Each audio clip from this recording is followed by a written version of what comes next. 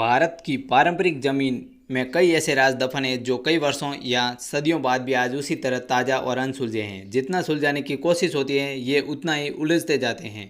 ऐसा ही एक राज राजस्थान के जैसलमेर जिले के कुलदेरा गांव में दफन है। ये गांव पिछले 170 साल से वीरान पड़ा है।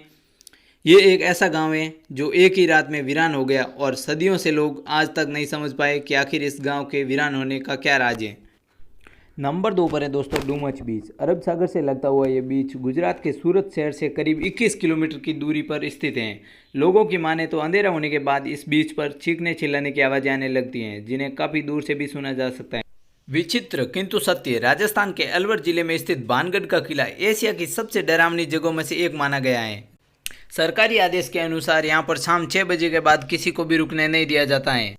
मान्यता है कि तांत्रिक की बुरी नीयत से नगर का विनाश का कारण बनी। इतिहास के अनुसार भानगढ़ का निर्माण आमेर के राजा भगवंत दास ने 1573 ईस्वी में अपने छोटे बेटे माधो सिंह के लिए कराया। बाद में इसकी 3 पीढ़ियों ने इस नगर पर राज किया। अभिनियंत्रित तेल ने बिगाड़ दिया सारा खेल। कहा जाता है कि भानगढ़ की राजकुमारी रत्नावली अत्यंत सुंदर थी। इस राज्य में एक सिंधिया नाम का तांत्रिक राजकुमारी पर मोहित हो गया था। वह रत्नावली से विवाह करना चाहता था लेकिन ये संभव नहीं था। ऐसे में उसने नगर के घाट पर राजकुमारी के लिए तेल खरीदने आई दासी को अभिमंत्रित किया हुआ तेल दे दिया ताकि तेल के प्रभाव से राजकुमारी सम्मोहन में उसकी तरफ खींची चली आए। लेकिन तेल लेकर जाते वक्त दासी के हाथ से वह शीशी छूटकर एक शिला पर जा गिरी। तेल गिरने से वह शिला छटकर तांत्रिक की तरफ खींचने लगी और शिला के नीचे दबकर उस तांत्रिक की मौत हो गई। लेकिन मौत से पहले ही उस तांत्रिक ने अपनी विद्या तंत्र के प्रभाव से नगर को ध्वस्त करने की जमीन तैयार कर दी। उसने नगर को विनाश का श्राप दे दिया।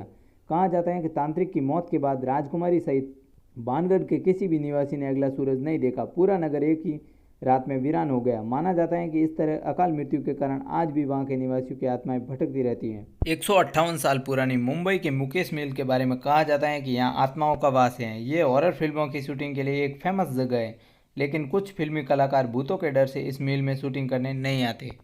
जीपी ब्लॉक मेरठ के कैंट क्षेत्र में स्थित ये बंगला मेरठ और आसपास के इलाके में भूतिया महल के नाम से मशहूर है। यूँ तो ये बंगला एक जमाने में शहर की शान हुआ करता था। मोस्ट हॉन्टेड प्लेसेस बन चुके मेरठ के इस भूतिया बंगले को देश के 10 सबसे ज़्यादा डरावनी जगहों में शुमार किया गया है। शनिवारवाड़ा महल। पेशवा के इस बाड़े में आज भी दफन है लाशें। रात होते ही भटकती हैं आत्माएं। विज्ञान की दुनिया भले ही काफ़ी समृद्ध हो गई मगर आज भी ऐसी कई जगह है दोस्तों जहां पर अंधविश्वास पर यकीन किया जाता है। ऐसी ही एक जगह शनिवारवाड़ा महल है। इस महल का निर्माण 1746 ईस्वी में बाजीराव ने कराया था। बताया जाता है कि सत्ता के लालच में आनंदीबाई ने पेशवा के राजकुमार की हत्या करवाई थी। तब से उनकी आत्मा यहाँ भटकती हैं और रात के अंधेरे में अजीबोगरीब आवाज़ें भी आती हैं।